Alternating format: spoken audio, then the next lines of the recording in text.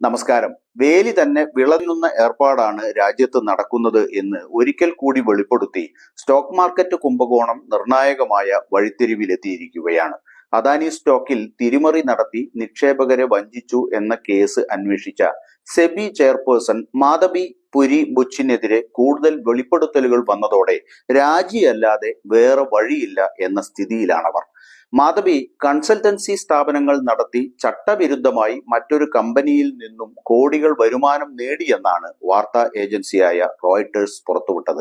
SEBI chairperson ആയിരിക്കെ 7 വർഷം കൊണ്ട് മാധബി നേടിയത് 3.71 കോടി രൂപയാണെന്നാണ് റിപ്പോർട്ട്. രജിസ്ട്രാർ ഓഫ് കമ്പനീസ് രേഖകൾ ഉദ്ധരിച്ചാണ് റോയിട്ടേഴ്സ് വിവരങ്ങൾ പുറത്തുവിട്ടത്. അഗോറ അഡ്വൈസറി എന്ന കൺസൾട്ടൻസി സ്ഥാപനത്തിൽ നിന്നുമാണ് മാധബി വരുമാനം നേടിയത്. മാധബിക്കും ഭർത്താവിനും 99% ഓഹരി പങ്കാളിത്തമുള്ളതാണ് ഈ കമ്പനി.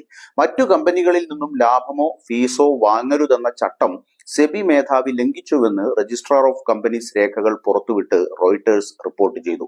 സിംഗപ്പൂർ ആസ്ഥാനമായി പ്രവർത്തിക്കുന്ന കൺസൾട്ടൻസി സ്ഥാപനത്തിന്റെ 99% ഓഹരിയും മാധബിയുടെ പേരിലാണെന്നാണ് വെളിപ്പെടുത്തൽ. മാധബി ബുച്ചിനെതിരെ ഹിൻഡൻബർഗ് റിപ്പോർട്ട് പുറത്തുവിട്ടതിന് പിന്നാലെ രാഷ്ട്രീയ വിവാദം ഉടലെടുത്തിരുന്നു. ഇതിന് പിന്നാലെയാണ് കൂടുതൽ വെളിപ്പെടുത്തൽ പുറത്തേക്ക് വരുന്നത്.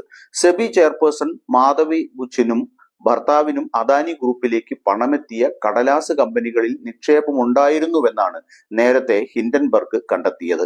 അദാനിക്കെതിരായ അന്വേഷണം സെബി മന്ദഗതിയിലാക്കിയതിന് പിന്നിൽ ഈ ബന്ധമാണെന്നും ഹിൻഡൻബർഗ് റിപ്പോർട്ടിൽ ആരോപിച്ചിരുന്നു.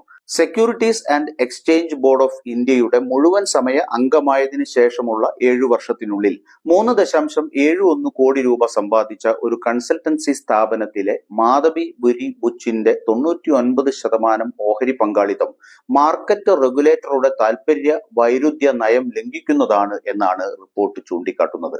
ഇന്ത്യയിലെ രജിസ്ട്രാർ ഓഫ് കമ്പനീസിൽ നിന്നുള്ള പൊതുരേഖകൾ ഉദ്ധരിച്ച് അഗോറ അഡ്വൈസറി പ്രൈവറ്റ് ലിമിറ്റഡ് എന്ന കൺസൾട്ടൻസി സ്ഥാപനത്തിന്റെ വരുമാനം വാർത്താ ഏജൻസി റിപ്പോർട്ട് ചെയ്തു.